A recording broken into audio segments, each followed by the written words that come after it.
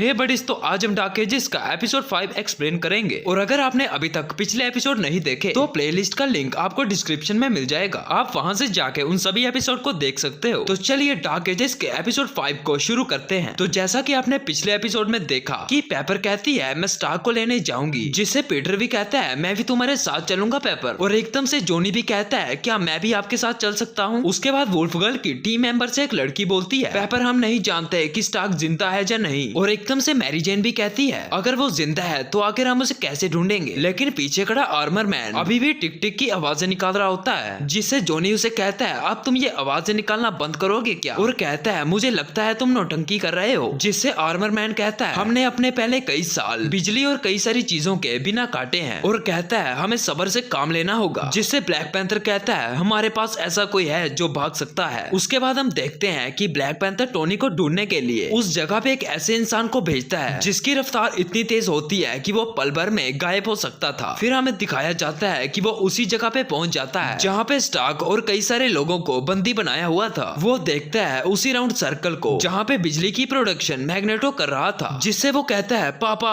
आप। और ये कहते ही पेट्रो अपने पापा को बचाने के लिए उस इलेक्ट्रिक मशीन के अगल बगल बहुत तेजी से घूमने लगता है। लेकिन इलेक्ट्रो उसे बार बार कहता है बेटा मत करो। लेकिन एकदम से पेट्रो को एक बहुत जोर से झटका लगता है, जिससे वो जमीन पे नीचे गिर जाता है। और एकदम से वहाँ पे वही मॉन्स्टर और डॉक्टर ऑक्टोपस आ जाते हैं। जिससे वो मॉन्स्टर कहता है डॉक्टर ऑक्टेरियस आपने इस मशीन की सुरक्षा में काफी अच्छा काम किया है। जिससे डॉक्टर ऑक्टोपस कहता है शुक्रिया अपोकलिप्स, जो कि इस मॉन्स्टर का नाम होता है। डॉक्टर अपोकलिप्स से कहता है क्या हमें इसे सभी लोगों के साथ बंद कर देना चाहिए। अपोकलिप्स कहता है नहीं। फिर हम देखते हैं कि पिएट्रो वापस वकांडा के राज्य में आ जाता है और कहता है महाराज। जिससे ब्लैक पैंथर पूछता है क्विक सिल्वर तुमने वहाँ क्या देखा। लेकिन क्विक सिल्वर कुछ नहीं बोलता। जिससे जोनी कहता है पिएट्रो क्या हुआ। लेकिन पिएट्रो एकदम से भागने लगता है और सभी हीरोज पे अटैक करने लगता है। लेकिन जोनी उस पे अपनी फायर का इस्तेमाल करने की कोशिश करता है। लेकिन एकदम से क्विक सिल्वर जोनी के सीने को आर पार कर देता है। जिससे पेपर चीखती हुई कहती है जोनी नहीं। लेकिन एकदम से वहाँ पे वुल्फ गर्ल की टीम आ जाती है। वुल्फ गर्ल क्विक सिल्वर को कहती है सो जाओ। जिससे एकदम से क्विक सिल्वर नीचे गिर जाता है। लेकिन फिर हम देखते हैं कि जोनी का शरीर गायब हो रहा था। जोनी कहता है अब मैं इसे कंट्रोल नहीं कर पा रहा, तुम सब यहाँ से भाग जाओ। जिससे पेपर कहती है मैं तुम्हें छोड़ के नहीं जाऊंगी। फिर एकदम से वहाँ पे एक धमाका होता है और जोनी का शरीर वहाँ से गायब हो जाता है। ये देखकर पेपर काफी ज्यादा रोने लगती है। फिर हम देखते हैं कि क्विक सिल्वर हॉस्पिटल में होता है और सभी हीरोज उसके पास खड़े होते हैं। क्विक सिल्वर एकदम से कहता है मुझे पर्पल मैन ने कंट्रोल किया था, वो सबके माइंड को कंट्रोल करता है। और एकदम से पेपर को कहता है मुझे माफ कर दो पेपर। जिससे पास खड़ी जेस कहती है तुम्हारी इसमें कोई गलती नहीं है, सारी गलती उस राक्षस अपोकलिप्स की है। और कहती है आपका कोई दोष नहीं है, कोई आपको दोषी नहीं कहेगा। जिससे ब्लैक पैंथर क्विक सिल्वर को पूछता है बताओ आखिर तुमने वहाँ क्या देखा। क्विक सिल्वर कहता है उनके पास बहुत सारी बिजली है और वो मेरे पिता को कैद करके बिजली की प्रोडक्शन कर रहे हैं। जिससे पेपर कहती है इम्पॉसिबल। जिससे ब्लैक पैंथर कहता है क्या तुम्हें स्टार्क के बारे में कुछ पता चला। जिससे क्विक सिल्वर कहता है मुझे लगता है कि वो वहाँ पे काम कर रहे थे और वहाँ पे स्टार्क के अलावा डॉक्टर ऑक्टोपस, हैंक और रिचर्ड और कई सारे लोग थे।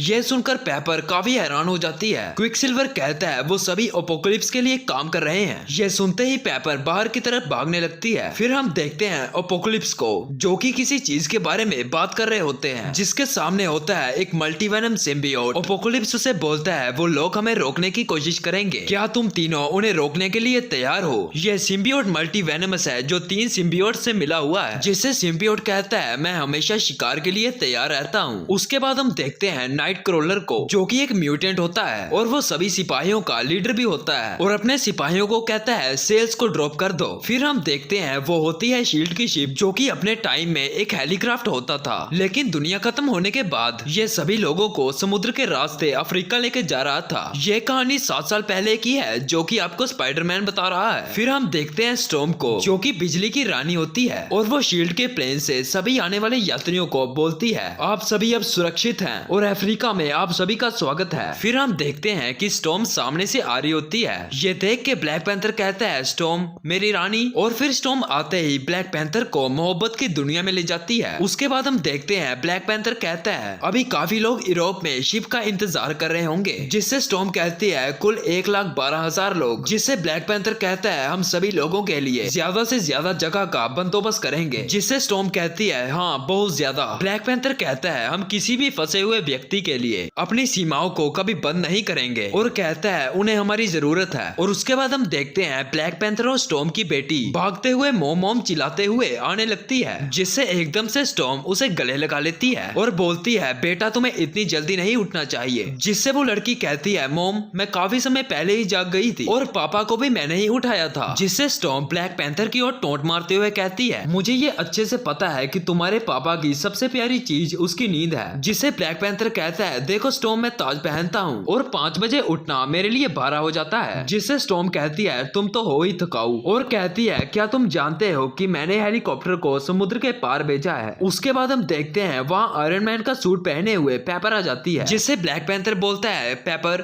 क्या हमें डैमरल से बात करने की जरूरत है। जिससे एकदम से स्टॉर्म पास खड़ी ओयो को कहती है ओयो तुम जानती हो ओकाई कहाँ पे है। जिससे स्टॉर्म की बेटी कहती है पापा कहते थे मैं ओकाई को लंबे समय से नहीं देखूंगा। जिससे ब्लैक पैंथर कहता है हम इस बारे में फ्यूरी के हेलीक्राफ्ट पे बात करेंगे। फिर हम देखते हैं शील्ड क्राफ्ट को जहाँ पे होता है नाइट रोलर और फ्यूरी एक पैकेज में बैठा होता है। फ्यूरी नाइट रोलर को कहता है क्या तुम चाहते हो कि हम लोगों को बचाने के लिए फिर से यूरोप जाएं। जिससे नाइट रोलर कहता है फ्यूरी हमारे आदमी थक चुके हैं। जिससे वहाँ पे पेपर आ जाती है और बोलती है फ्यूरी क्या आप हमें शील्ड क्राफ्ट से निकाल के एक छोटा सा जहाज दे सकते हैं। जिससे फ्यूरी कहता है पेपर अगर तुम्हारे सामने कोई लड़ाकू जहाज या कोई मॉन्स्टर आ गया तो तुम्हारे लिए बहुत मुश्किल हो जाएगी और इससे तुम्हारा जहाज डूब भी सकता है। और एकदम फ्यूरी स्टॉर्म को चिल्लाता हुआ कहता है स्टॉर्म क्या आप इसके लिए तैयार हो। स्टॉर्म कहती है मैं एक रानी हूँ और हमारे राज्य को हमारी जरूरत है और कहती है इसलिए हम जल्द से जल्द निकल जाएंगे। फिर हम देखते हैं हीरोज में से कई हीरोज की जाने की तैयारी हो जाती है और वो एक दूसरे को अपनी अपनी अलविदा देने लगते हैं। और स्पाइडरमैन भी मैरी जेन को अपनी गुड बाय दे रहा होता है। जिससे मैरी जेन पीटर को कहती है पीटर जल्द से जल्द वापिस आ जाना। फिर हम देखते हैं स्टॉर्म उस जहाज को बिजली से पावर देने लगती है ताकि जहाज की रफ्तार तेज हो सके। और जहाज के बाहर की तरफ स्पाइडरमैन और फ्यूरी खड़े होते हैं। फ्यूरी कहता है अगर कोई अपनी अभी भी सुरक्षा चाहता है तो वो अभी भी क्राफ्ट से तैर कर किनारे तक जा सकता है। उसके बाद हम देखते हैं कि शील्ड क्राफ्ट को चलते हुए काफी रात हो जाती है। जिससे स्टॉर्म भी हवा से नीचे आ जाती है। जिससे एक गार्ड स्टॉर्म को सहारा देते हुए कहता है महारानी आपको रेस्ट करनी चाहिए, आप काफी समय से क्राफ्ट को पावर दे रही हैं। उसके बाद हम देखते हैं सभी हीरोज को जिसमें से वो आर्मर मैन बोलता है ये काफी मुश्किल होने वाला है और कोई भी टीम मेंबर सिर्फ अपने बचाव के बारे में मत सोचना। और कहता है हम लड़ाई करेंगे एपोकलिप्स से और उसके जितने चाहने वालों से और उन्हें मार के पूरे यूरोप को हासिल कर लेंगे। जिससे वुल्फ गर्ल कहती है यूरोप को हासिल करने के बाद वहाँ पे रूल कौन करेगा। जिससे आर्मर मैन बोलता है अगर मैं इस पूरे किंगडम पर राज करना चाहता तो उससे कई गुना ज्यादा अच्छा तो वकांडा है। जिससे वुल्फ गर्ल उसे टोंट मारते हुए कहती है जैसे पहले तुम बहुत बड़े राजा होते थे। फिर हम देखते हैं कि स्पाइडरमैन और उसकी टीम को एक बहुत भयानक आवाज आती है जिससे मेज सामने से भागती हुई पीटर के पास आने लगती है और बार बार डैड डैड करने लगती है। जिससे पीटर बोलता है मैं जल्दी इधर आओ। जिससे एकदम से मैं पीटर के पास आ जाती है और कहती है डैड मुझे माफ कर दीजिए, हम आपके साथ आना चाहते थे लेकिन अगर हम आपको ये बात बोलते तो आप नहीं मानते इसीलिए हम छिप गए थे। और कहती है हमने सोचा था हम कुछ नहीं बोलेंगे लेकिन एकदम से मेरे सिर में दर्द होने लगा। पीटर कहता है मेरे भी। फिर हम देखते हैं फ्यूरी को जो कि समुद्र की ओर देखता हुआ कहता है आखिर वो क्या है। जिससे मैं कहती है वहाँ से कुछ आ रहा है लेकिन एकदम से फ्यूरी के सीने से कोई चीज आर पार हो जाती है। जिससे फ्यूरी पीटर को देखता हुआ कहता है